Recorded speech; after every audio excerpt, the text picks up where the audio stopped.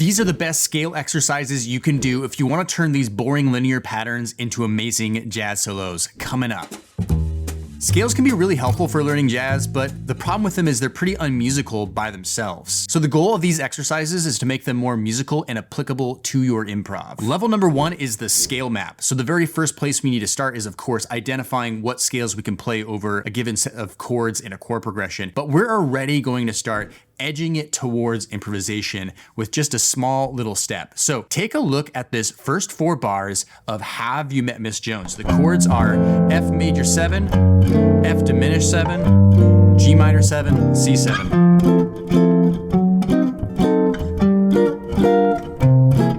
Okay, so what scales can we play over top of this particular chord progression? Well, we can play the F major scale, we can play the F sharp diminished scale, or more exactly, the whole half diminished scale, and we can play the G Dorian scale, and we could play the C Mixolydian scale. But with this scale map, what I'm gonna do from the very beginning is actually connect them together using voice leading. So I'm gonna be ending on one scale tone and finding the nearest scale tone to the next chord and moving downwards the scale. So it goes up, and down, but always connecting to the nearest scale tones so that it is seamless transition, which is kind of what we're doing in improvisation anyways. So here's what it sounds like.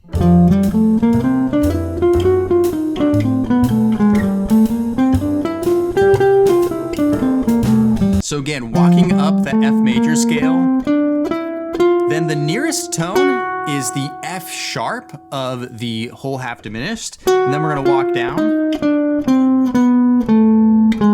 And then the nearest tone is the G natural, the root of the G minor, so up the G Dorian. And then I'm just gonna go ahead and keep the shared tone, the G on the C Mixolydian.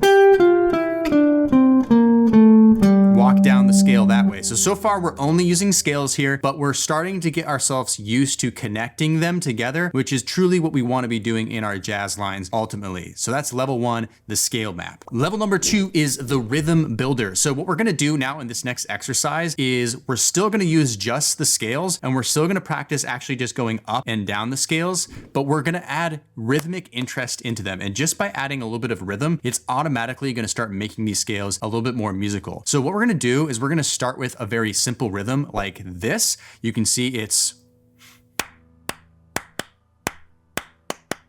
okay, and here's what it sounds like with the chords in the background.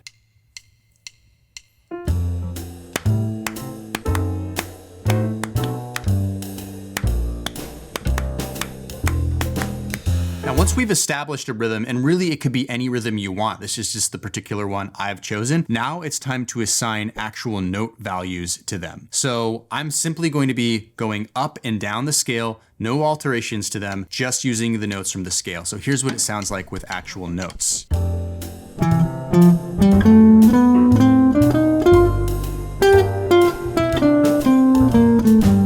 So again, that first line, moving right up the major scale, but we're actually starting on the 7th tone, the lead tone, so the E natural. So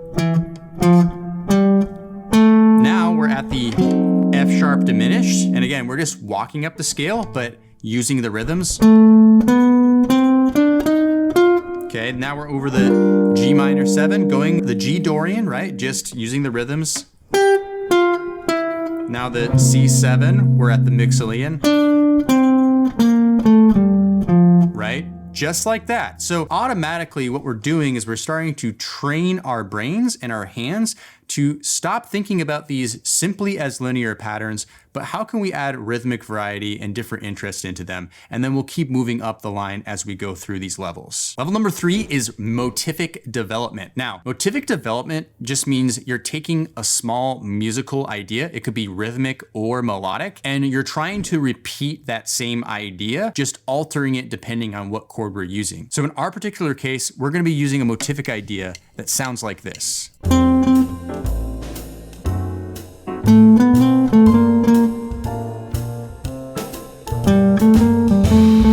So incredibly simple idea, and motivic lines don't have to be complicated, right? So essentially the motivic line is this. It's these 6th, 8 notes, right? But punctuating the first beat of the next measure. So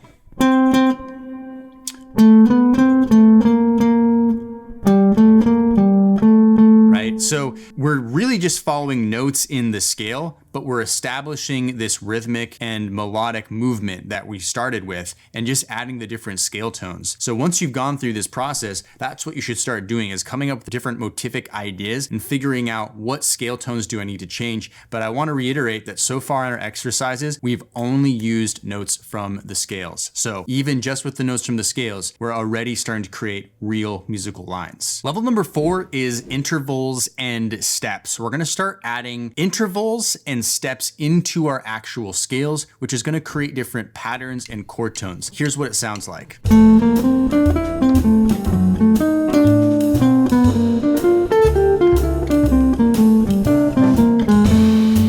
Now this is starting to really sound like jazz. So let's walk through it really quick. So we start by walking up in steps. So kind of just right up the major scale.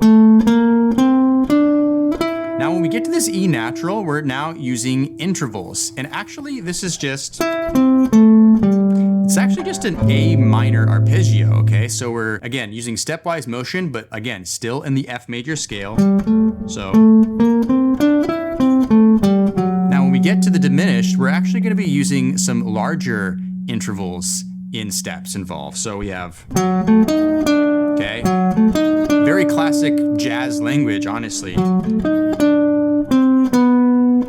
These are all steps right here leading into this B natural, where we're gonna start by doing intervals up, which is actually these 4 notes right here, the B flat, the D, the F, and the A. Those are actually B flat major 7, right? But that works. It's inside of the F major tonality. And then we're gonna just walk down. So we have, we're just walking all the way down the F major scale because G Dorian and C Mixolydian are in there. But then to add some interest, we add an interval, right? So we go to the D natural. Now, the only note that is actually not in the scale is this G sharp. This G sharp resolves to an A natural, okay? But that sort of leads us into our next level. Level number 5 is chromaticism. So now that we actually know what the notes of the scales are, we can play some musical ideas like the exercises we just went over. Now we can start playing notes that are technically not in the scale at all, which is something very typical of jazz and specifically bebop. So take a listen.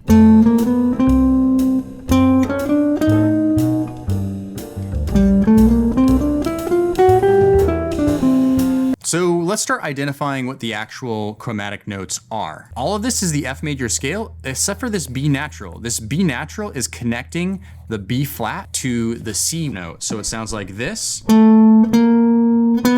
the chromatic note, right? And then over top of the F sharp diminished, we have, right? And the chromatic note there is this D natural, leading into the E flat note. And then we walk up the G Dorian like this.